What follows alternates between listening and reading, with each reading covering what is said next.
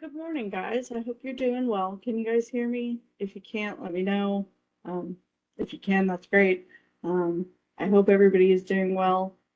Just a couple of comments about the exam. The exam is Monday. It is during our normal class time. As last time, I will be available in WebEx if anybody has any last minute questions or wants to talk to me about the exam. That is perfectly fine. I will be in WebEx, so you can come and talk to me. It is set as last time with a 2-hour enforced time limit with a 5-minute grace period. There are 7 questions, but some of them are multi-part, so there are 23 blanks that need to get filled in.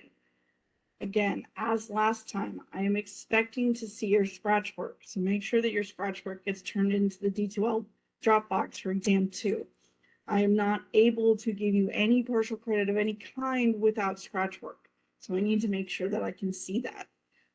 Sometimes if you get the answer wrong, you still know what you are doing, so I need to be able to show that I give you credit for that.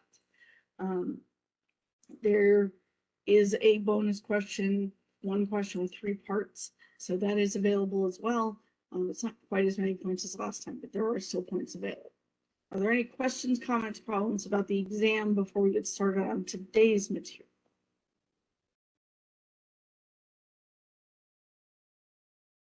Okay. So again, we're going to be talking about gases today. This is not going to be on exam 2. This is exam 3 material. I'm going to give you a little extra time to work with the material for the next exam before we take it. So we're going to be talking about gases today. And that is not what I wanted to do. There. A couple of things that we'll talk about in terms of gases. We'll talk about pressures. We'll talk about a couple of laws that came together: Boyle's law, Charles and Guy Sachs law, and Avogadro's law. The guys' names are not important, but I mentioned them. And then we'll talk about the ideal gas law and the behavioral gases that comes with that. And then the last thing we'll talk about is partial pressures, which is also an important part of what we need to discuss. Now, before we get into the new material, let's talk about some old material. So review from what we talked about the last time. Now this is the VSEPR summary that I showed you last time. This has actually been posted to D2L. This is available in, if you go to the VSEPR, let me show you, sorry. We go to the VSEPR and modeling section. It's under Lab 9 VSEPR, and the VSEPR table is right there. Again, this is what you'll have on the test, but it is not part of the exam handouts. So that way you can practice with this one. So that is available to you. Move this back out of the way now. So that is the one that we're going to be looking at there. In terms of considering a molecule, let's talk about XeOF2. All right. So XeOF2. If I want to consider XeOF2, I need to consider Xe and O. Those are the 3 contributors to this molecule. I need to know what the number of valence electrons each of those components. Looking at my periodic table.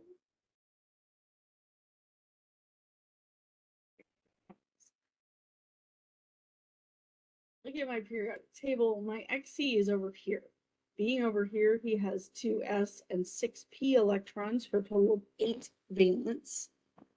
Oxygen, being right here, has the 2s and 4p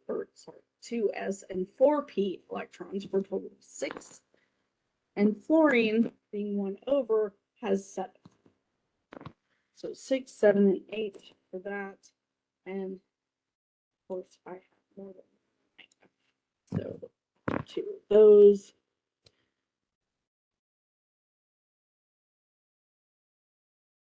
8, 6, 14. That gives me a total of 28 that I need to distribute. Okay, awesome. 28 electrons I need to put around this thing. As always, my Xe goes first because he's written first. I have an O, I have an F, I have an F. It does not matter where I distribute those. It just makes me happy to put them that way. So that's where I put them. I draw 1 bond in between each of those. Okay, that takes up a total of 2, 4, 6 electrons. Take that from there. That leaves me with 22 that I need to distribute. I fill the octets for everything on the outside. So starting with fluorine, he needs 2, 4, 6 to give him a total of 8 electrons around him. Oxygen is the same, 2, 4, 6. And fluorine is 2, 4, 6. 6 times 3 is 18. That leaves me with 4 electrons that need to be distributed. All 4 of those are then placed on my central atom, so on that Xe. So that's my initial structure that I'm looking at. And the next thing I need to do is to determine how happy everybody is with that distribution that I've given it. Well, okay, fine. So we determine that by looking at our formal charge. We do each one individually. I know that Xe brought 8 electrons that are being considered to this. Fluorine brought 7 and oxygen brought 6. And then I need to distribute the electrons to who they go to.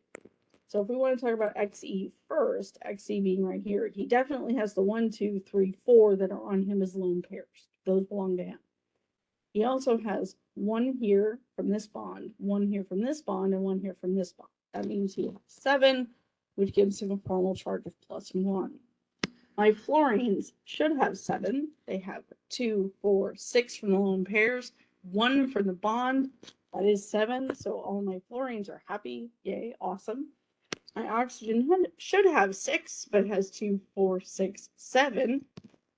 So that gives him a -1 charge. Now, I have formal charge, and I have the ability to minimize that formal charge by moving some of those electrons. So that is what I will do. I take one of these pairs of electrons, and instead of it being a lone pair on the oxygen, I move it to a double bond. Okay. That moves me to this structure, where the only thing that has changed is where my electrons are on oxygen. And just because of symmetry, I move them from the top part. Makes my life feel better. So that's where I put that.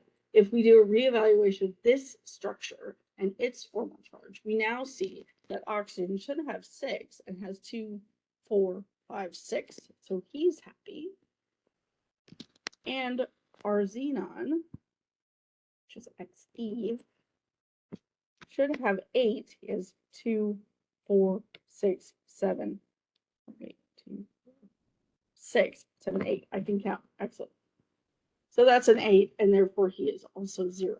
So since I have no formal charge, I have moved my electrons where I need them to be. That's the structure that I need to consider when we talk about our geometry fields. So total electrons on that molecule, again, 28.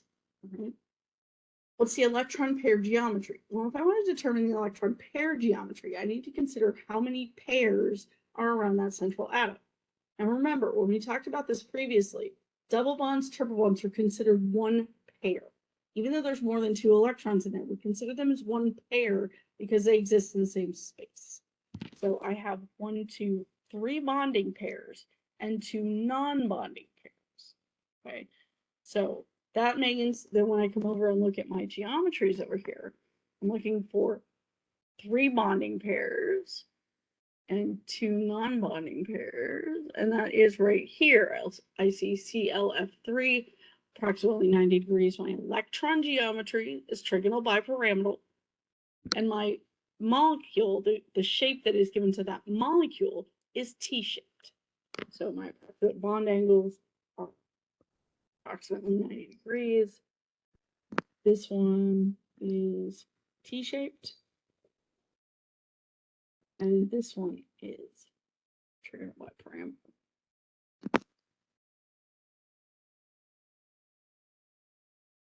So that's what I'm looking for there, is that you can assess how many bonding pairs, how many non-bonding pairs, determine what is the electron geometry, and then what is the molecular geometry. And molecular does not include the consideration from these. So it doesn't expressly describe those in it. It is based on that because they have to be there, and that's what gives us our overall structure, but we have a different name because we're only talking about what we can see, the atoms. Okay, so questions about that guy? Okay, awesome. I hope that that was not too bad as far as those. Now, when we talk about gases, the first thing we need to be able to talk about are our units. Units are really important for everything we talk about. So the definition in units of pressure. Pressure is equal to the force per unit area. So it's normally, so our SI unit for that is Pascal. It's 1 Newton per meter squared. Now, if you want details on what that unit is and why it is that, then you can go to your textbook and look at section 5.2. It's not important that we talk about that unless you are interested, and we can, but it really comes down to a measure of how often a gas molecule hits the wall of the container that it's in. So that's a function of how fast that thing is moving, how many of them there are, and how big that container is. Okay. So the units that we use to measure pressure include millimeters of mercury, torr, Pascal, kilopascal, and ATM. Those are all valid units for us to use to be able to do that. One of the other things that we use when we talk about gases is a manometer. That's what we use to measure the pressure of a gas other than the atmosphere. Okay. One of the things that you'll see in the lab, we also, I think it's called the uridometer, and we use that to invert over water so that we can measure the pressure from a separate gas, but we then have to take out the contribution from the water itself. So that is a correction that needs to be done there. One of the other things that we talk about is atmospheric pressure. Now, pressure is exerted by the Earth's atmosphere, okay? So as the molecules in the atmosphere hit things, they exert a pressure on that.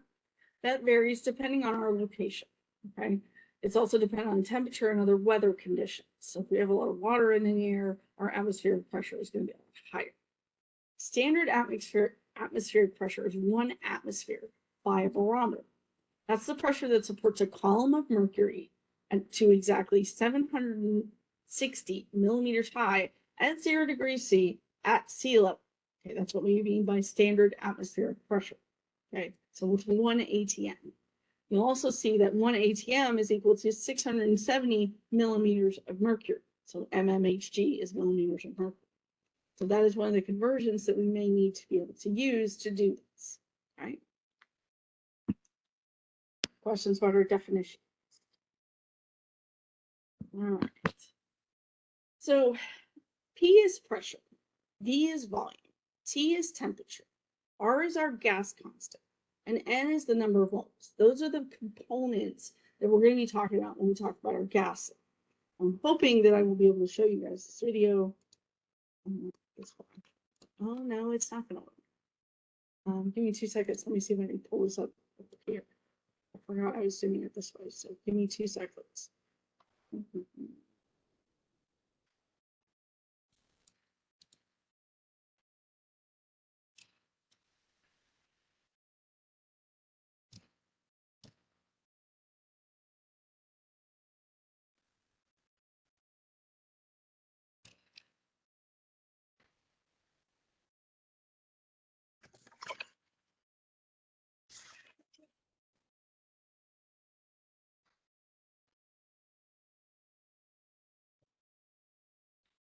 So what these are, there's a couple of links that you'll see here. These are places where you can go and look at how do these relationships work. So when we talk about Boyle's law, this is the relationship between pressure and volume. So we can change this volume and then look at what happens to that pressure. So that's what we're talking about. We can move these around and see how it gets different as we move them. You can see that as we come down here, we have a much smaller volume, so we have a much higher pressure. Okay, so that's the idea for looking at those. That gives you the tools to be able to do that. That's our pressure and volume relationship. It is an inverse relationship. Okay, we also have Charles' law. So volume and temperature have a relationship. Okay, that also leads to our pressure and temperature relationship that exists there. We also have Avogadro's law, and that is one where there's a relationship between the volume and the number of moles of gas. So if we have an expandable container, more moles of gas will take up more space. If we don't, then it's going to end up being a higher pressure. Now, we also have temperature here on the Kelvin scale. That's degrees Celsius plus 273.15, just in case you don't remember. So that's what that looks like. Okay. Now, do I need to know what the names of these laws are? Absolutely. I'm not going to say what's Boyle's law and ask you to spit that out for me. what you will find when we look at the material that's available to you on the test, you'll see the ideal gas law, which we'll talk about in just a minute. You'll also see what we call the combined gas law, and that looks like this.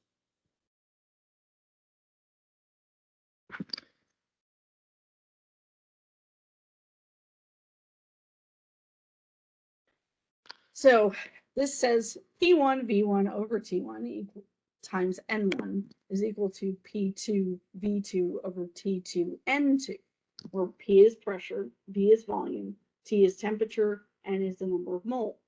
So if I have a set of conditions and I change those conditions, then I can solve for what is going to happen to one of these things if it's allowed to change.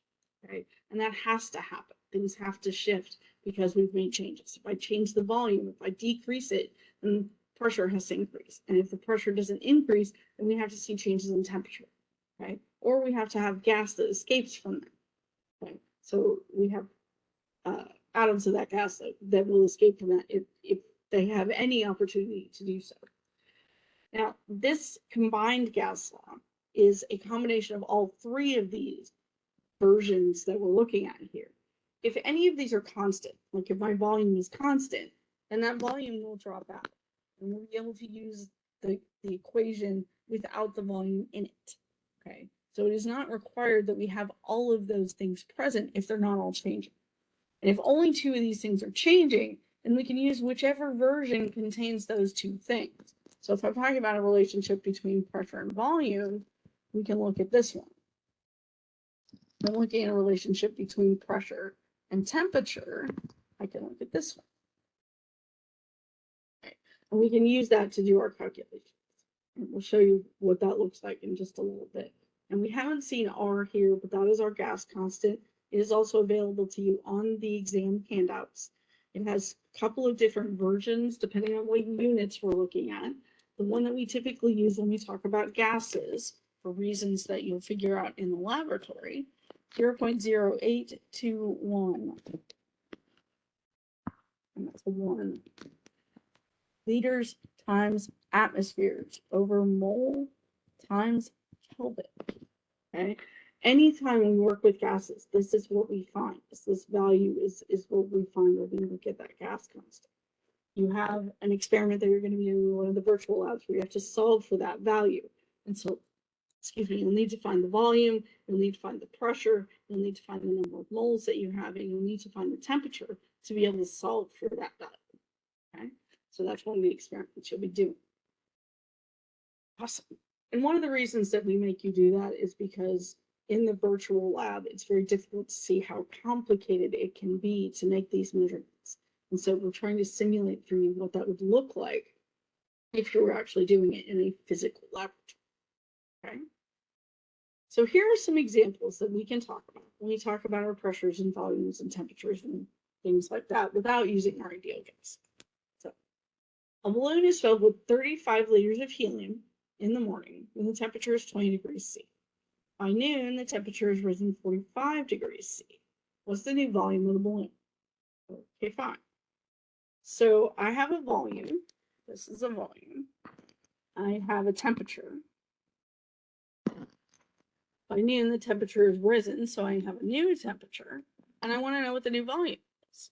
Okay, so that's the one I don't know. If I'm looking for a relationship between volume, sorry, not pressure, volume and temperature, that's V1 over T1 is equal to V2 over T2. Again, do you need to memorize that? No, that is something that you'll be able to see on exam handouts. So you don't need to memorize that. But that is what we're going to be talking about with that particular thing. So my V1 being, and if I want to solve for V2, I'm going to go ahead and solve this for V2. So V2 is going to be equal to V1 over T1 times T2. Okay. Now, my V1 was 35 liters. Okay. My T2 is 45 degrees C, but I need to convert this to Kelvin before I can work with it. So 45 plus 273.5 gives me 318. Oh, I'm scrolling on that, sorry. 318.15 Kelvin. When we talk about our 20 degrees, that's 273.15 and plus 20. And no, I can't do that in my head. So 293.15 is this temperature here. And so we have our sorry.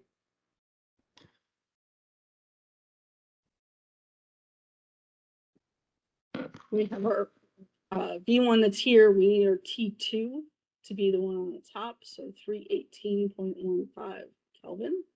And the T1 is the one we divide by, so the 293.15 Kelvin.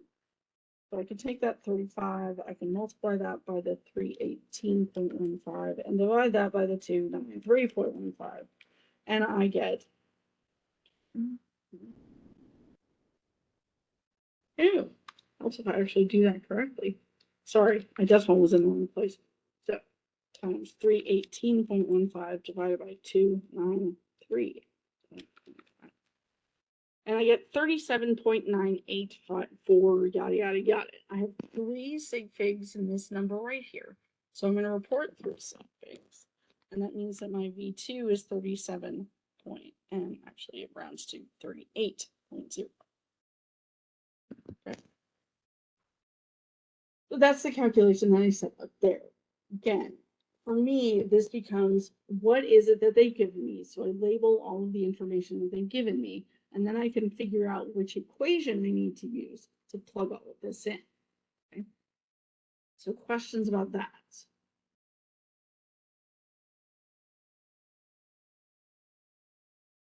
Okay.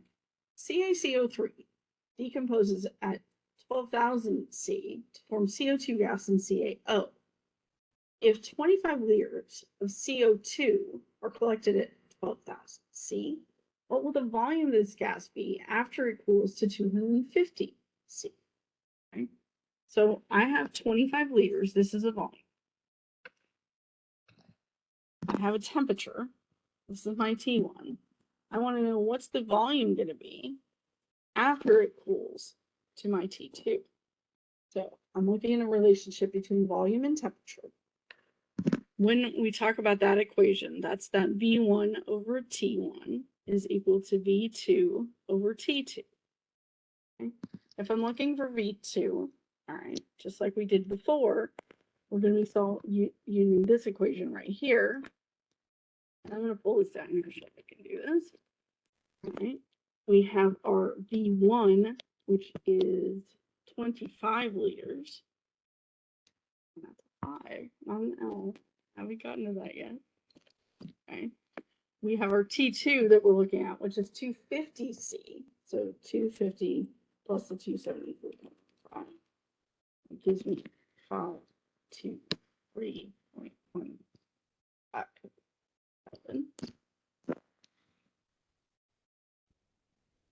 And then we have our 1200 plus 273.5. Should be easy. Can't do it. So this is 12,273. So 12,273.15 Kelvin, and that will give me my new volume. So I can take my 25, I can multiply that by 523.15, and I can divide that by the 12,273.15. Just making sure I did all the math right. And I end up with 1.06 liters, which I would expect. As our temperature has changed, I would expect that to go down. Okay? So that's that. Questions about that?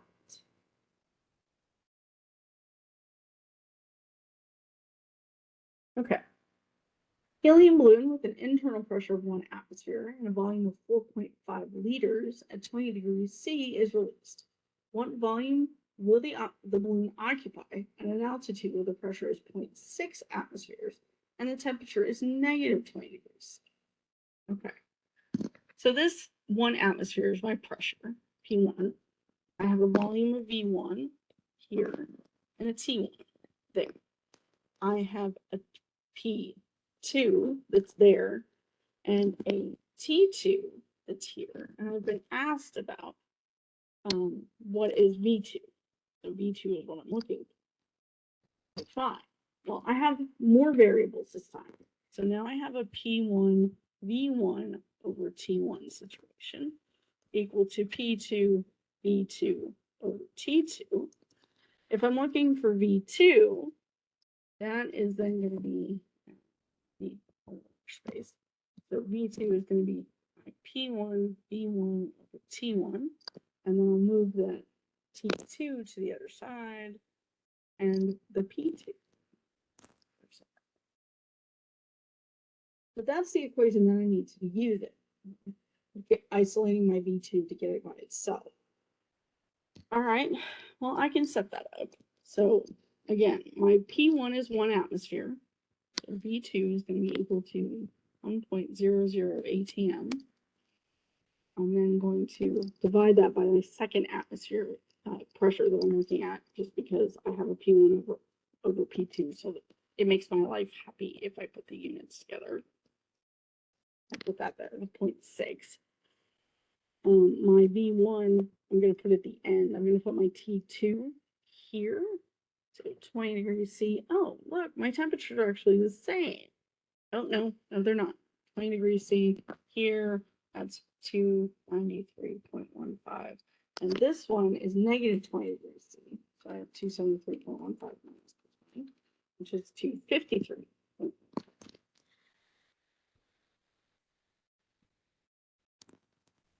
So looking at what I need to put in, I need my T2, that 253.15 Kelvin. My T1 being the 293.15. And then, of course, I need to put in my volume that I started with, and that was 4.50 liters. Kelvins cancel, atmospheres cancel. That leaves me with an answer that's in units of liters, which makes sense since I'm looking for a volume. I can take 1 times Q53.15 times the 4.50, divide that by the 0.6, and be 293.5. And that gives me V2 is equal to 6. My answers are all 3 6 big, so 4 8. And that's liters. Okay. So gas laws for me are a lot of plug and check. It's a lot of identification of what are my variables. So what are the variables that I'm dealing with? What are the values for those? And then figuring out which equation it is and plugging those in. Okay. Now, one last question. 135 liters of gas in a container at a temperature of 2600 C. If the gas was cooled until the volume decreased to 75 liters, what would the temperature of the gas be? So I'm talking about a volume here. I have a temperature here, and I have a second volume, and I want to know what that second temperature is. So again, volume and temperature. And we're doing this yet again. So V1 over T1 is equal to V2 over T2. Now, since I want to know what the second temperature is, I'm going to have to rearrange this a little bit to get that answer. T2 is going to be equal to V2 times T1 over V1.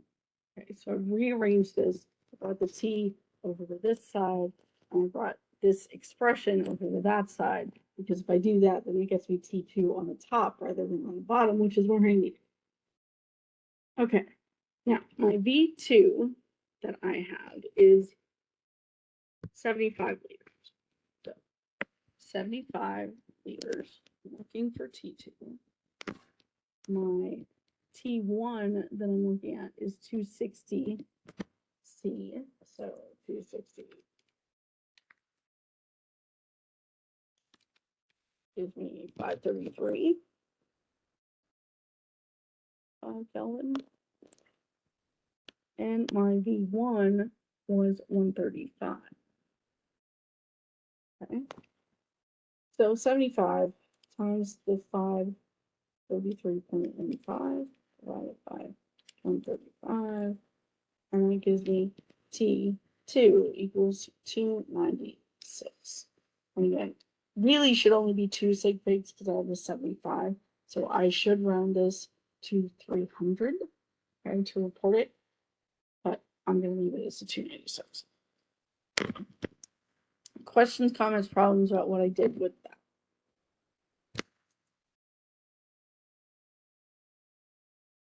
Okay. And we don't always have a situation where we have an initial set of conditions and then a final set of conditions. So we're not always doing changes that we're talking about. Sometimes what I have is I know that I have a particular pressure, I have a particular volume, I have a particular temperature, and I need to know how many moles of gas there. Okay.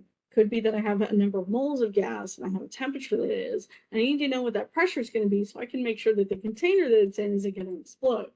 Very practical thing for us to be looking at. Now again, our gas constant is actually 0.082057. Okay, that's the big whole thing. We normally round this to 0.0821 just because it makes our life a lot easier if we do that. One of the things that we find is that if I have 1 mole of gas at standard temperature, 0 degrees C, standard pressure, 1 atmosphere, right, then the volume that it occupies is 22.41 liters. Okay? It doesn't matter what that gas is. That is called the standard volume. You'll also see this on your test. It's not labeled well, it's in the same box as Avogadro's number, but that's what that is. Okay? You can use this as a shortcut to be able to find things related to what's the volume going to be in a given set of conditions. It is useful and helpful to be able to do that, but it is not always necessary to use the information in that way. Okay, you can always solve for it in other ways. For changing conditions, if n is constant, you have P1 times V1 over T1 equals P2 V2 over T2. Okay, again, the version given to you on the test has the n included. That way you can look at that. Okay. We can also do density calculations. There is a second lab that goes with the gas laws where you're being asked to calculate what that molar mass is. And the way that we do that is by using the density. Okay. So our molar mass is equal to the density of the gas times R times T divided by P. Okay. Where D is the density of the gas, moles, the mass per volume. So we can use that information to find the molar mass of the gas. This is one of the ways that we find that molar mass that we can use when we're talking about empirical formulas. And we can use this as a molecular formula. Right? So there are a lot of units for R. This is the one that we need when we're talking about gases. Okay. Some of the other things you will get to, if you take 111, you'll get to see a different version of it there, but that's not what we're going to talk about here. Okay. The questions on the ideal gas law, PV equals nRT. If I'm not mistaken, let me just verify because I want to make sure that I'm correct about this.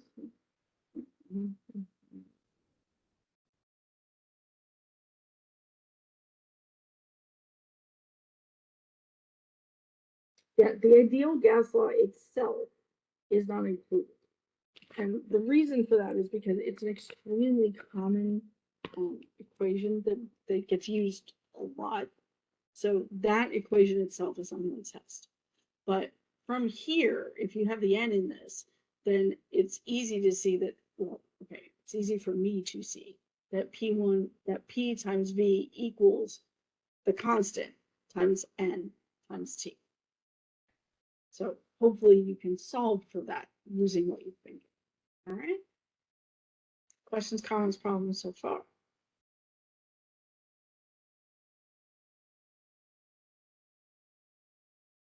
Okay. So let's talk about some of the examples we can do with the ideal gas. Because again, this is a little bit different than what we did with our changing conditions. How many moles of gas occupy 98 liters at a pressure of 2.8 atmospheres and a temperature of 292 Kelvin? Okay, fine. I want to know N. It's the number of moles. I have a volume here. I actually can stop labeling them as V1 because that's the volume. This is my pressure, the 2.8 atmospheres. This is my temperature, and of course R is 0.0821 liters times atmospheres over mole times Kelvin. And again, that is available to you on the handouts. I do not expect you to remember it. It's just one of those things that I end up using so often, so I do. So that's that. Now, if I'm looking for N, and my ideal gas law is PV equals nRT, if I want to solve for N is going to be equal to PV over RT. So I can take my pressure, the 2.8 atmospheres. I can take my volume, the 98 liters. I can put my temperature down at the bottom, the 292 Kelvin, and then I can divide by R, which is at 0.0821 liters times atmospheres over mole times Kelvin. And of course, since it's a fraction and the bottom part is underneath, then you can flip that up. So that brings that up there. My atmospheres cancel, my Kelvins cancel, my liters cancel. And leaves you with an answer in moles, which is exactly what I'm looking for. So I'm pretty certain that I've set this up correctly. And as long as my calculator doesn't explode on me, which happens from time to time, then I should be fine. I take my 2.8, I multiply it by 98, I divide that by 292, and I divide that by 0.0821. And that tells me that my N equals 11 points, and it should just be 11 moles. Again, doesn't matter what that gas is, it's just a gas. Doesn't matter what it is, it will still have that same property. Okay. All right, let's look at another one. 5 moles of O2, 3 moles of N2 are placed into a 30-liter tank at a temperature of 250 C. What will the pressure of the resulting mixture of gases be? Right, okay. I'm going to start at the beginning because I know that that 30 liters is a volume. So I know that that's a volume. And I know that this is temperature. I want to know what the pressure is. So then the question becomes, well, what do I do with this moles of O2 and the moles of N2? Well, it wants to know what the pressure of the resulting mixture is. So I can take and sum those two moles to give me the total number of moles. Because again, it doesn't matter what those gases are. I just need to know how much of them there. So my total number of moles, N, is going to be 8 moles. Okay. Awesome. I can do that. I want to know what the pressure is. So pressure is going to be equal to nRT over V. So if I want to solve that, I get my pressure is equal to my N, which is 8.0 moles. I'm going to divide that by that volume that gave me, the 30.0 liters. And that's just to make my train tracks nicer in my head. Doesn't matter where you put it as long as it's on the bottom. I'm going to put my temperature here, the 250 degrees, and that's in C, so I need to convert that. Oops. So 250 plus 274. Sorry, I forgot.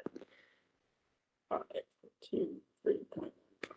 Now, sometimes when I'm doing work on my own, and trying not to be more clear, I will actually put that calculation in here. If I realize that I haven't converted it yet, I'll put in parentheses 250 plus 273.15.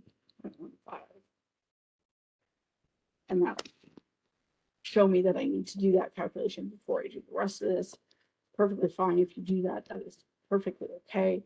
But again, since I've already done that calculation, I'm going to take this out and put in that actual value.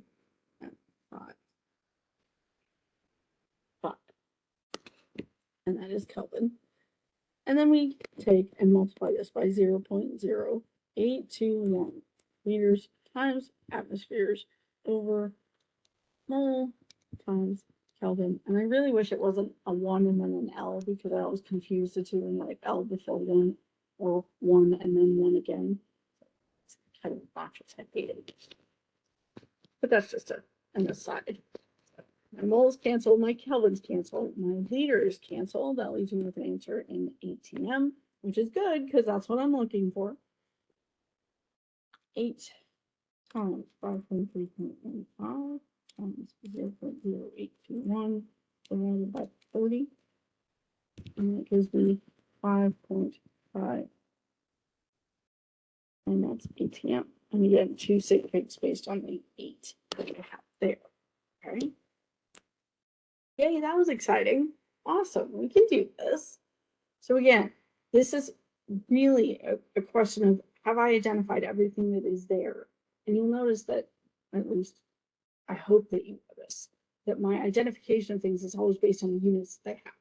So liters goes with my volumes, Kelvin or degrees C goes with my temperature, atmospheres goes with pressures, that kind of thing. So that's what we're looking at in terms of those. Pulling information out. So as I said, 35-liter tank of oxygen is at 315 Kelvin with an internal pressure of 190 atmospheres. How many moles of gas does the tank contain? Well, here's my volume. Here's my temperature. Here's my pressure. I'm looking for N. So if I want N, again, you set this up before, N is equal to PV over RT. I'm going to slide this out just a little bit so I have more space. N is equal to PV over RT. And the pressure that I have here is 35, 190 ATM. Almost put the wrong thing in. My volume is 35 liters. And even R on the bottom, I'm going to skip that for the moment and put my 315 Kelvin down here. And then 0.0821 liters times atmospheres over moles. It's Kelvin. And again, I put the R by itself just to make the units easier, to make sure that I get them where they need to be so I can see it cancel. And that leaves me with an answer in moles, which is awesome because that's what I'm hoping for. So 190 divided by 315 times 35 divided by 0.021. And that gives me, just checking my math, that's all. Yep. 257 is what I come up with. And it's a fairly large pressure, so I'm not overly surprised by that. But you can see that it gave me pause. I wanted to make sure that my math was right and I'd set that up. So, and that's perfectly okay. Questions about that?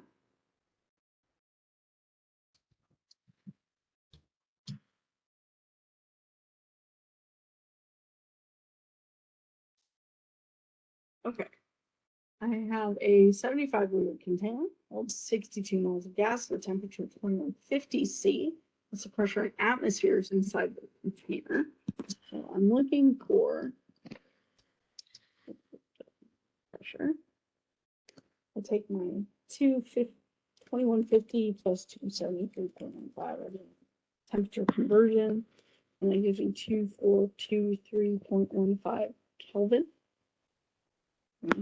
My N is here. That is my temperature. And that is my volume. So I'm looking for pressure. Again, I'm looking for pressure. I'm going to be doing pressure is equal to. Yeah, I didn't write it. I didn't want to do this. nRT over V. nRT over V. My number of moles that I have here is 62 moles. My temperature that I have is at 2423.15 Kelvin. My volume that I'm looking at is 45 liters. And I can multiply by the 0.0821 liters times atmospheres over mole times Kelvin. My liters cancel there, there. My Kelvins cancel there. Answer. Atmospheres, yay, that's awesome. 62 divided by 45 times 2. 5 times 0.021. And that gives me 274. Okay. Awesome. Now, a gas canister can tolerate internal pressures of up to 210 atmospheres. That's a pressure. If a 2-liter container holds 3.5 moles of gas, that's my N, heated to 1350 C, will the container explode? Yes.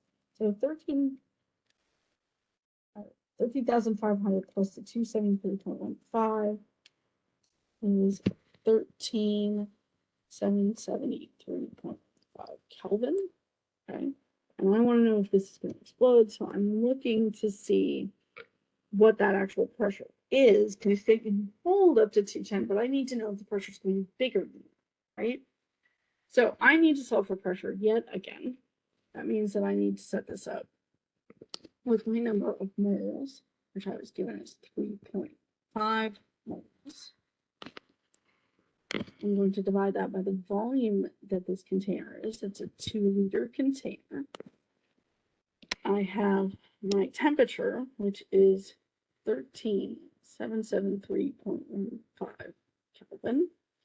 And of course my R, which is 0.0821 liters times atmospheres over mole times Kelvin. Kelvins canceled there, moles canceled there, liters canceled there, and all these atmospheres. And I'm pretty sure that that number is going to be bigger than 210, which means it will explode.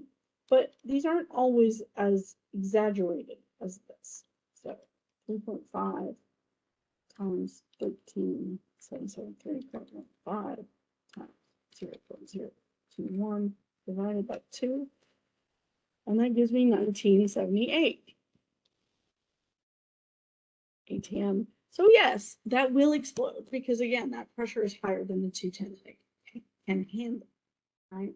Now, like I said, this is a very exaggerated example because our temperature is extremely high. But we may need to solve for something like this to see if that pressure is going to be too large. This is actually something I do in when I'm considering leaving soda in my car, because I know how to calculate what temperature will be okay and what temperature won't be okay for my sodas to explode. So I can guesstimate based on what the temperature is expected to be, whether I think it's going to be safe or not. Do I always get it right? No, because their accuracy on what they guess the temperature is going to be is not always right. So sometimes it goes wrong and it does explode, but that's because I was silly enough to leave it in the car again. Okay. So questions, comments, problems on any of our ideal gas equation example.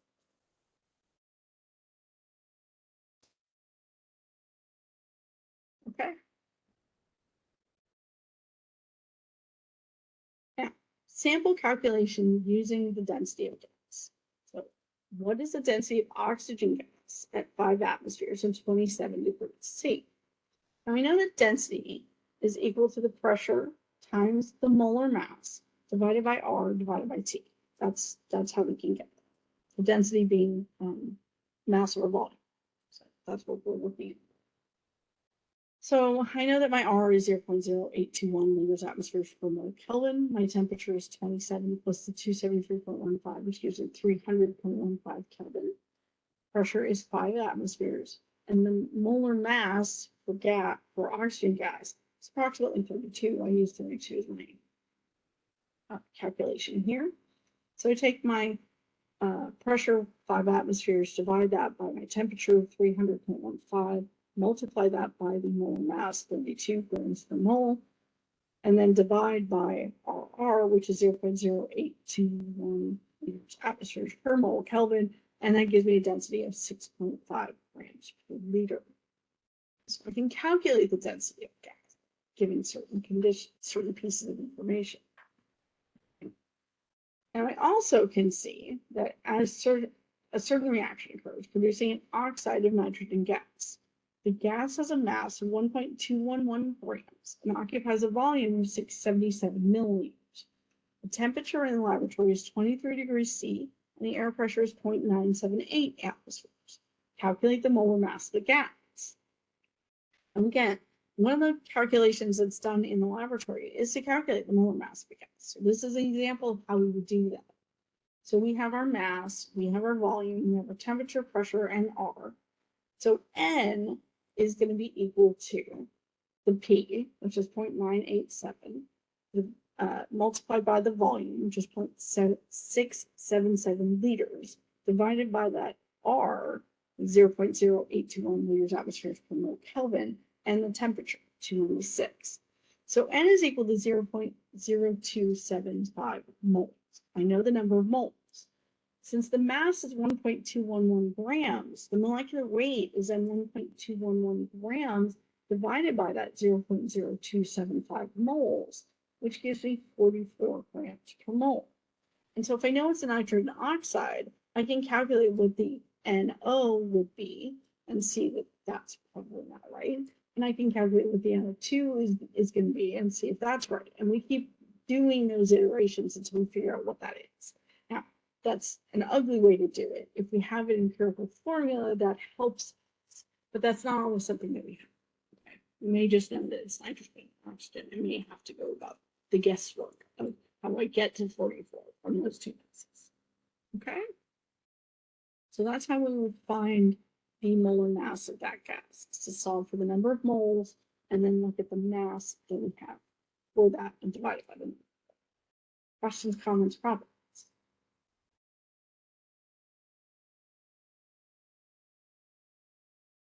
Okay.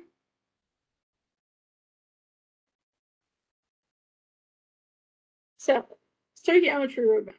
We've seen this a bunch of times, right? And this is just a different view of what we've talked about before.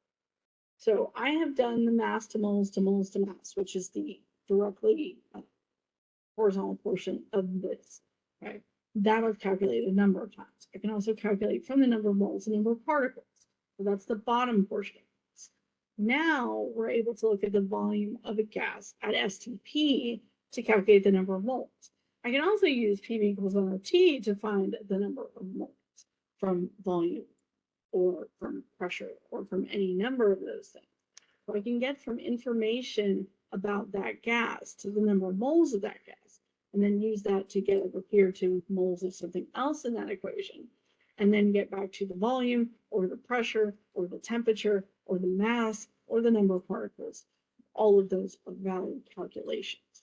And so that's just another piece of that stoichiometry map that's in your exam handouts. Okay?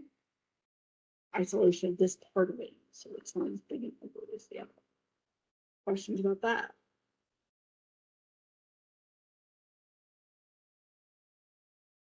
So, an example calculation of gas stoichiometry. Remember that, PV equals NRT. So let us consider 3S plus 3O2 plus 2H2O goes to 2H2SO4.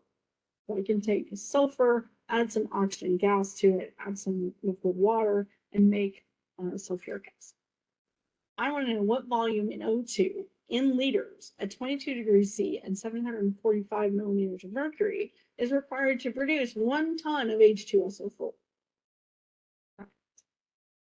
Okay, it's a ton. So the first thing I need to do is get that to a unit that makes sense with other things that I work with. So I need to convert that ton to moles. I do that by converting the ton to grams. So 1 ton is 907.907,185 grams. So that gives me 907,185 grams of H2SO4. I can convert the grams of H2SO4 to moles of H2SO4 by dividing by the molecular weight of H2SO4.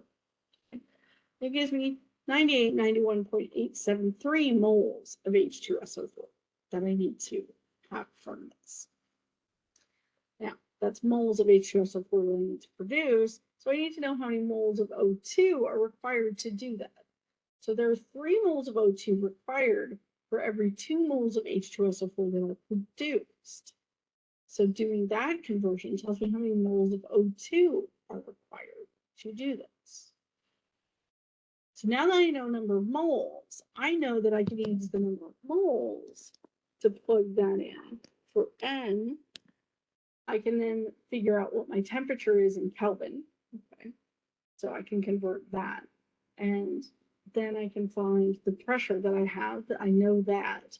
And I know R, so I can figure out what that volume is that I will need. So I do my pressure conversion. That's that 22 to 273 gives me 295.15 Kelvin.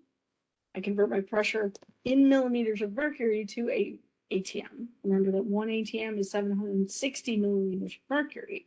So I take my 745, I divide that by 760, and that gives me 0.980 and change ATM. So now I have P, N, and T, and I know R, so I can solve for V. So volume is equal to nRT over P. I plug in all of my happy values in here that I just solved for, and that gives me 366786.3 liters of O2. 3 sig figs, because I looked at 1 ton, so I should be reporting that as 3.67 times 10 to the 5th liters of O2. Okay. And again, this is a practical consideration. If I'm working in a laboratory where we have been asked to produce 1 ton of H2SO4 for a customer, I need to make sure that I have enough oxygen around to make that happen. So this is a way for me to do that calculation to make sure that I have enough oxygen. And of course, this needs to take into account the percent yield to make sure that we've got an actual enough of it. But this is a very good estimate to where we need to start. I will definitely need more. Okay, so questions, comments, problems about using that in combination with the stoichiometry that we've been doing.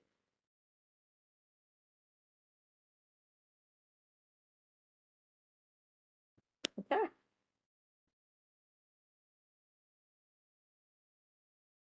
Now, what's that other thing we need to do? Well, Dalton's law of partial pressure. So the partial pressure ideal gas pressure that is measured in the atmosphere comes from a mixture of gases. N2, O2, HE, Ne, CO2, all of those things are part of that mix. The contribution from each gas can be calculated using a modification of the ideal gas law. So the pressure of each gas is due to the number of moles of that gas also being considered at that temperature and at that volume. So what that means is that the pressure of each gas can be calculated from that. The pressure for each gas, all of those pressures added together, is the total pressure. Okay. So total pressure can come from the sum of the partial pressure. Now the pressure of one gas can be written as the pressure of A over the pressure total. That's actually equal to the number of moles of A over the total number of moles. And that is called chi. So that's a mole fraction. We talked about this when we talked about concentrations, when we talked about solution chemistry. So we also use that here. It's a mole fraction. So the number of moles of this component that I'm looking at compared to the total number of moles, that's a ratio that tells me how much of that pressure is due to that one material. And so if I know the total pressure and I know the mole fraction, then I can calculate the pressure from that particular component. Okay. I can also calculate a chi based on the partial pressure of one gas and the total pressure. That is possible. There are a number of ways that we can exploit this, but it is a very useful relationship for us to know when we're trying to talk about one part of that total. Okay. Questions about that?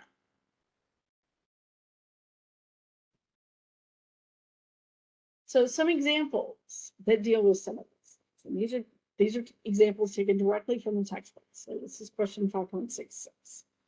The sample of air contains only nitrogen and oxygen gases with partial pressures of 0.8 atmospheres and 0.2 atmospheres respectively. Calculate the total pressure and the mole fraction of the gases. Okay. So I have nitrogen, that's an N2. I have oxygen, he's an O2. Pressure of the nitrogen is 0.80 atm. My oxygen is 0.2 atm. I wanted to calculate the total pressure, so that's 1 atm. I add those two together to get my total pressure.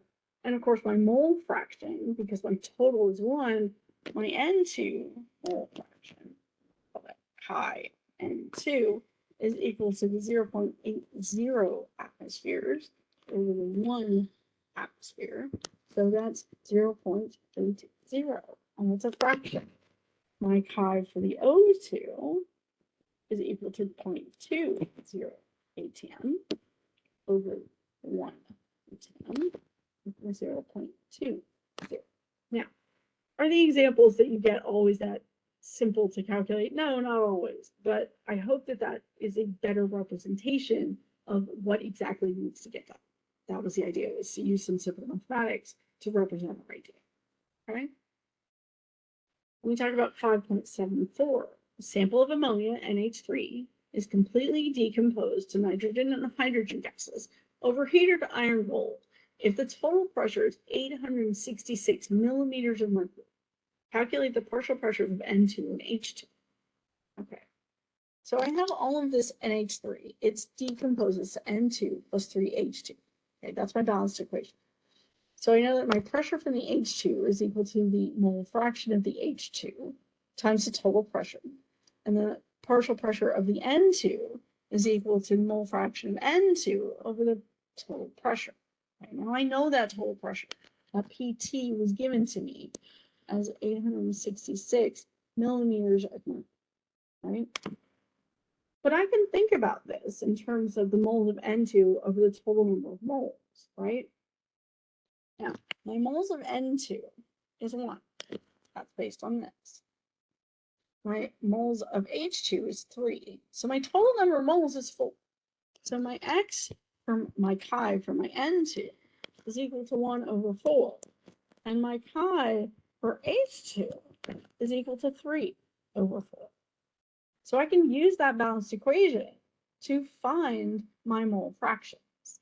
And then I can take that 1/4 of the 866 millimeters, right? And 3/4 of the 860, and that's a 866 millimeters of mercury. And that'll give me the partial pressure from each component. If I wanted to do that, I can do that. We can do that from the ratios that are given to us in this case. And that's because of what we're looking at. Okay, so questions from that?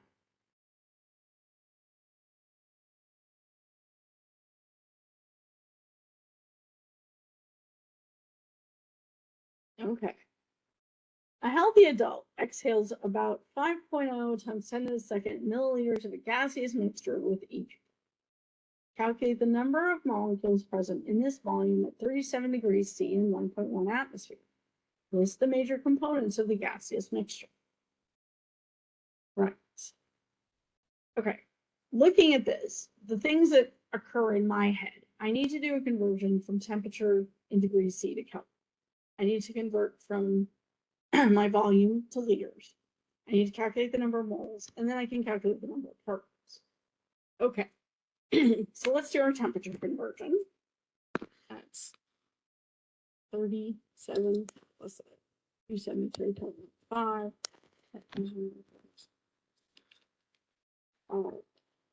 And that's 310.15 Kelvin. I know that I have 5.0 times 10 to the 2 milliliters. I'm going to convert that to liters. I know that there are 1,000 milliliters in 1 liter. So 5.0 divided by the 1,000 gives me 0.5 liters that we're talking about. Based on that, I know that I have PV equals nRT. I have a pressure of 1.1 atm. I'm looking at the volume of 0.5 liters. I want to calculate the number of moles. I know what R is. That's 0.0821 liters atmospheres per mole Kelvin. And of course, that temperature, which is not going to fit right there, is my 310.5 Kelvin. So I can rearrange all of that happy stuff. I'm giving 1.11 atm times 0.5 liters divided by the 0.0821 liters times atmospheres over mole Kelvin, and of course I also need to pull over that 310.1 Kelvin. So I can cancel my kelvins, I can cancel my liters, I can cancel my atmospheres. I'm using with an answer of moles, which is of course what I'm looking for, and this is just 1 over that 310.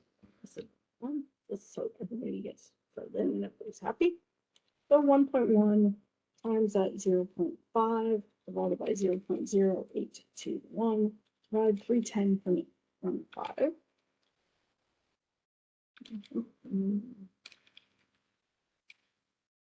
And that gives me 0.0216. And it should actually be 0.022 because it's two sig figs based on the number of figs I have in my Amazon. And that's moles. Now that I know the number of moles, I can take that calculation and I can multiply that by Avogadro's number. So 0.022 moles times 6.022 times 10 to the 23rd particles per mole. Moles cancel. So I can multiply that by 6.022 on the third. And that gives me 1.30. And of course, should be two things, so 1.3 times 10 to the 22 particles. Okay. So that's how many particles are in. That's awesome. Now, the second part of this question is a little more esoteric. It says list the major components of the gaseous mixture. I just want to know that you have some idea of what kinds of things would come out when we breathe. We have CO2, that's a major component. We do have some O2 that's left. There is always some other components like N2, HE, any of the other gases that are typically present in air will still also be part of that explanation. Okay. Does it matter that you give them all? No, of course not. I just want to know some of them. Okay. So questions, comments, problems about that?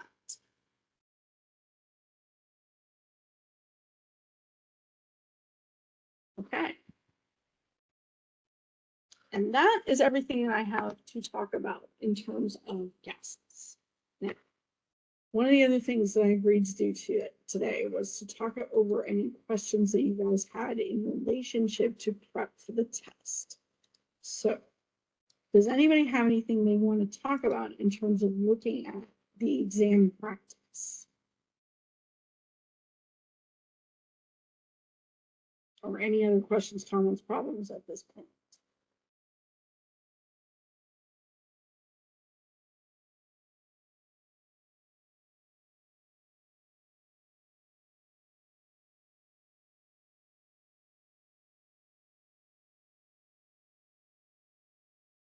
Man, can you hear me? Yes. Hi. So the sheet that you posted on the announcement yesterday, the day before, we are allowed to add that to reference package that we're allowed to use on the exam. So are you allowed to add it? Yeah, okay, you can. It's present on the test already, but if you want to add that, yes, you can. I see. Okay. So it'll already be available on the exam. It should be, Okay. yes. But if you'd rather have a printed copy, I am fine with that. Okay. Yeah, I don't expect you to order it. Anything else?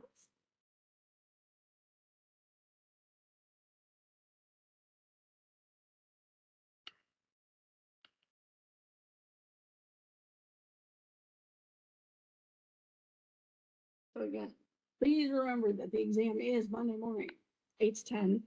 As long as you start before 10, that should be fine. And turn in your scratch work so that I can get that done when I'm doing it right. Again, it's more of an issue if the answer is not correct, so that I can see if you have the right path to get to that answer. So that's more important than anything else. I think that's it. I think the only other thing I wanted to talk about, the stoichiometry is not yet due. It's going to be due fairly soon. That post lab for stoichiometry, there is a sheet of paper that goes with it that you were supposed to have filled out before you did the post lab. Please make sure you turn those in because I don't see that any of them have been turned in yet, and that's fine, they're not due yet. I just want to make sure that you guys turn those in because again, partial credit can be given for that if there were mistakes made in that calculation. Okay. And I will be going back into Alex probably this weekend because there is some hand grading that needs to get done on those post labs so that you guys get the points that you deserve. Okay. Now, if there's anything that you have noticed while you guys were working on Alex, you think is weird or strange or didn't give you the grade that you thought that you deserved, make sure you bring that to my attention because I know that there were some things where like it does weird things with sig figs. So I'm trying to catch all of that. But if you've noticed it, make sure you let me know so that way I make sure it gets taken. Okay. Well, I'll be hanging until 10. So if you've got questions, let me know.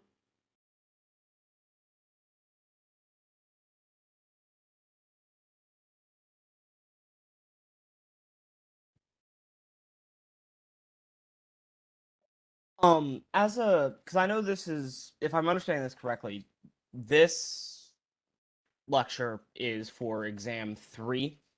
That's correct. Okay. So,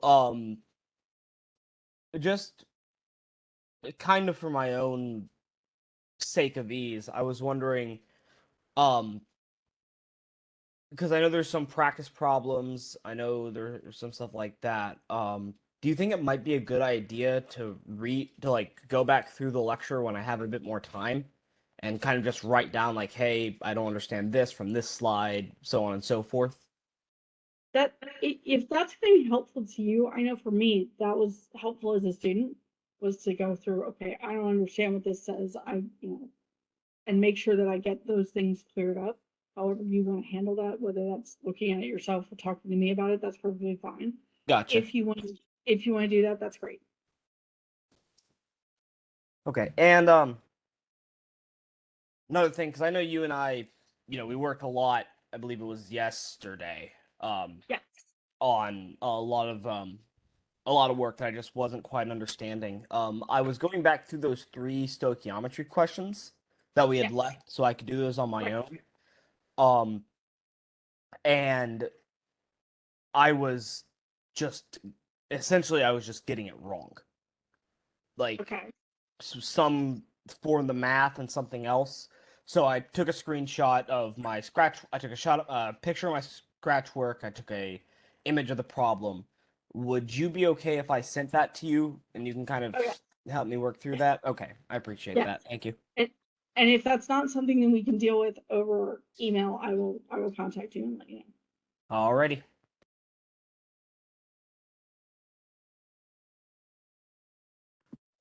Hi, can you hear me? Yes. I wanted to ask if anything from exam 1 is going to be on exam 2 or if it's just purely these last I think it was 7 through 10 chapters. So it's very difficult for me to say no. There's nothing from exam 1. So there's no question that's meant to be in a review. All right, that's true. But what happens is that the material from exam 1 will show up in what we're talking about for this. So there is still stuff that's from exam 1 that's on this test. So, like I said, there are no questions that are directly meant to be a review. There's nothing like that. But there are going to be things from exam 1 that are. Yes. All right, I got it. Thank you. Sure, no problem.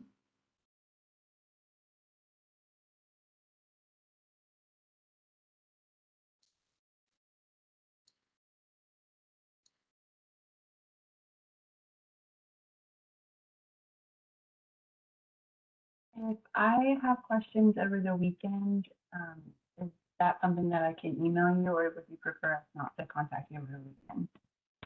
You can contact me over the weekend. It's easiest if you email me through Outlook email because I get a notification about that one, so I see it faster.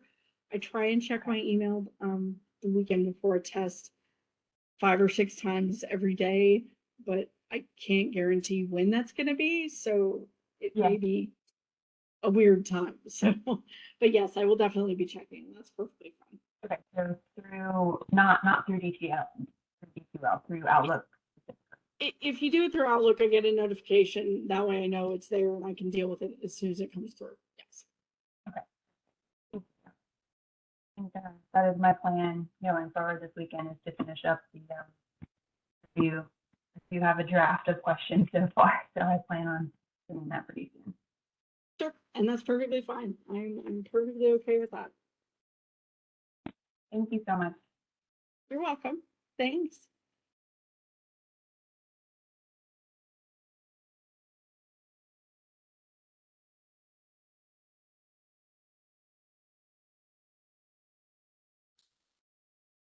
I'm not sure if you've gotten the email yet. I just saw it. Yeah. Because I was the reason why I was a bit confused about it is because I was basing how I was doing those calculations, which may very well be wrong. I know I still feel like I did it right, but obviously, something was messed up. And but I was following the kind of outline of how we did um the other problems. Like I was writing it all down as we did it. Yep. So I'm not quite sure where I went wrong in regards to it. And that is okay. Give me 2 seconds. See, I see the question. There, there, scratch mark. If I scroll down, I can see the scratch mark too.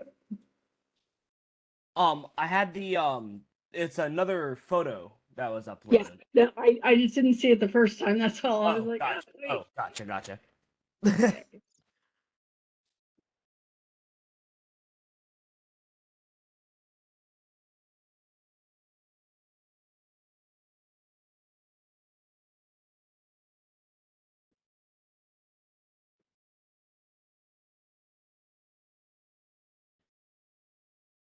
Something.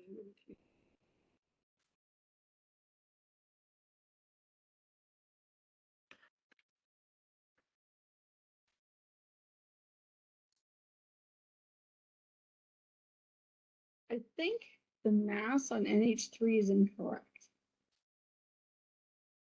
The So- mass on NH3? Yeah, the molecular weight. I see you have written down 15.014. No, yeah, that does look right. That does look wrong. It should be approximately 17, and that's why I'm questioning that, because the other one I think looks okay, but I'm not sure. But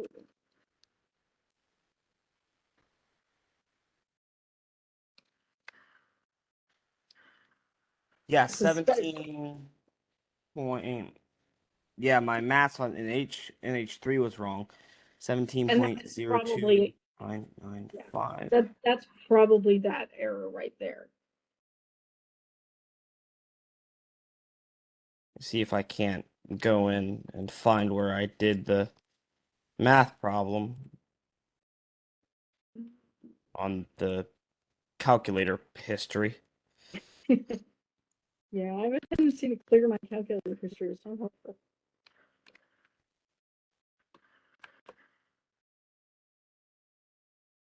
Or I can just redo it real quick. So we've got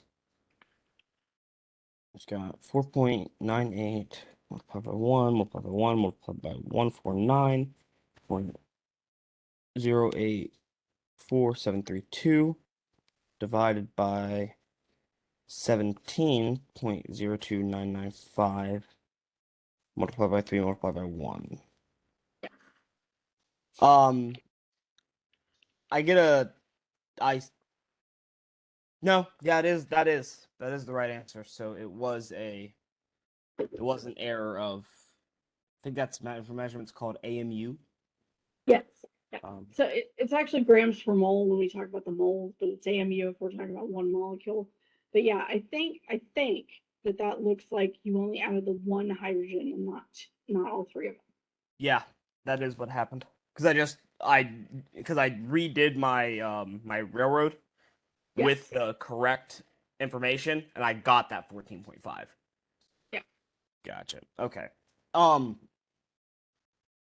Gonna admit, I kind of had a similar problem with today's lecture, but that is also probably due. I think I know why. Like not with like the math, but kind of not really getting it. So I'm running on fumes. I probably got like 3 hours of sleep, but also That's B, good. I was trying to do it on my phone. You might have saw me like leave, then immediately come back in. Yeah. and just the audio on that was awful. I'm sorry. Well, No, it's not on your end. Just my phone was like, no, I'm not going to turn up the volume. It was just like, no, I'm going to be silent as the grave, and you're going to suffer. And that's how it's going to be. So that's why I was saying, what I'll probably do is I've got to go help a friend with an AC unit.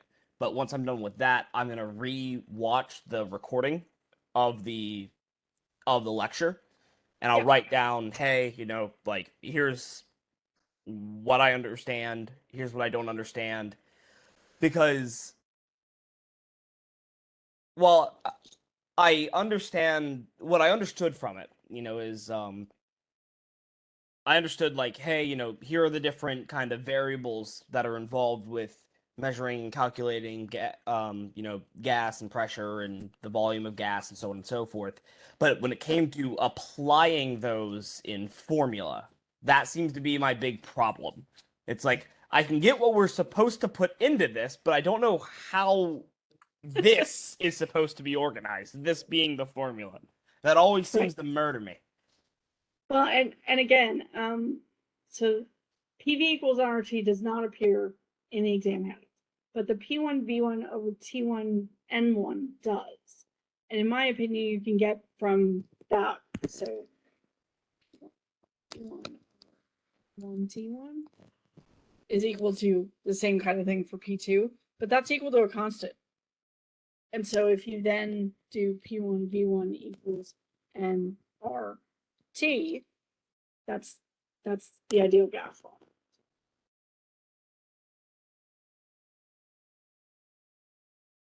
Okay. I'm not going to even try to say that makes a lick of sense to me right now. That's part of the reason why I'm going to rewatch the lecture, because Okay. that way I can see where you were explaining it and actually hear you. Sure. If I get it, bravo, kudos. If I don't get it, I'll let you know, and we can And that is great. work out a Yep. time to try and fix that problem. We can. Absolutely. I'm not normally so, like, proactive, I guess I would say, in regards to this, because I guess kind of my thing is I'm generally, this is kind of how I've always been, is generally I can read information, remember it, not have to study, pass with high B's, low A's. That's almost how I've always been. And this class is not that. This is not. No, it really isn't. Which is This why I liked it. it's bullying me. But I think it's a healthy kind. It's like you gotta learn, and if this class has to beat my skull into the ground a little bit for me to learn my lesson, I think a lot of people who end up going to college do okay in high school without really having to do anything. And this is where a lot of people learn that sometimes you got to do some work to do things. And that can be a hard transition. Yeah. But no, not just trying to, like, chew the fat or anything. I guess I was just kind of explaining things. But no, That's fine. definitely that was just a grams per mole atomic mass unit error. So what I'm gonna do is I'm gonna go retry those 3. Okay. See if I can't try and get them all done before 10. Okay. And if there is any issues, I'll stay in and just kind of unmute myself and let you know. But otherwise, if I can get this right and I don't have to speak to you again, wish you a lovely day. If not, I will be speaking shortly. Okay. I'm gonna exit the meeting, come right back in. That way I can get this processing so I can post it. Gotcha. All right, no problem. Sure. I'll talk to you soon. Talk to you soon.